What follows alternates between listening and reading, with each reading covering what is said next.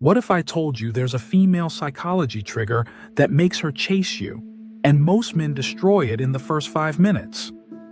You text too fast, you over-explain, you check in, and without realizing it, you kill the instinct that would have made her think, "Why can't I stop thinking about this guy?" Tonight, I'm going to decode that trigger, how it works in her brain, how to activate it ethically, and the one mistake that flips her from obsessed to bored. Welcome to Lucid Code. This is not a pickup line video. This is dark psychology, how attraction, scarcity, and uncertainty hijack the female brain and make her invest without knowing why. Here's the uncomfortable truth.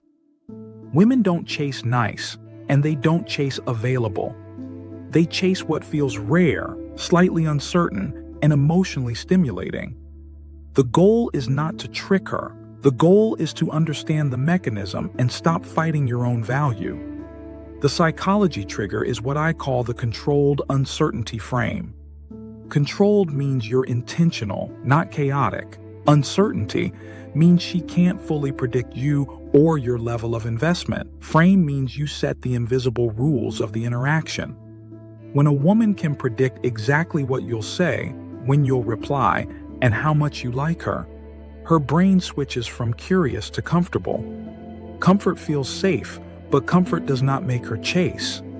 Controlled uncertainty keeps her brain asking where she stands with you, whether you're as into her as she thought, and why your attention feels so valuable. That mental loop is the chase.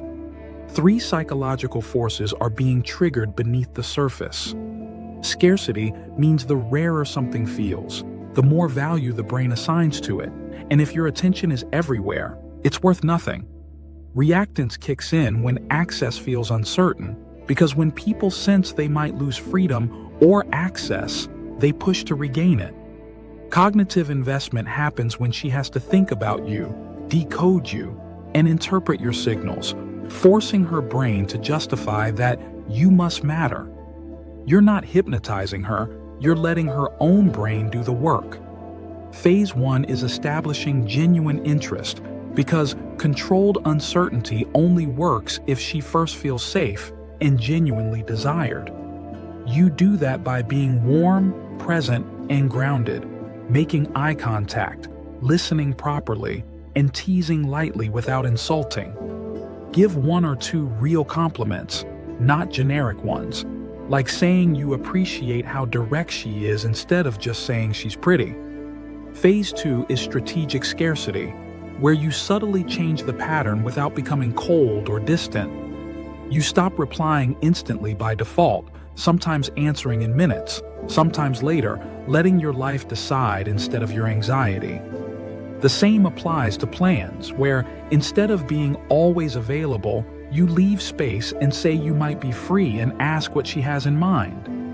In person, you give her full focus, but you also stay connected to your own world, talk to other people, and remain grounded in yourself. At this point, you're a man she can access, not a man she can possess. Phase 3 is the micro-withdrawal, which is where most men either overdo it or destroy it completely.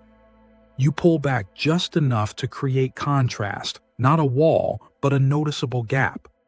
Her brain starts reacting, wondering if your interest dropped, if she said something wrong, and why you're not chasing like before. To close that gap, she begins initiating more, asking more questions, and trying to resecure your attention.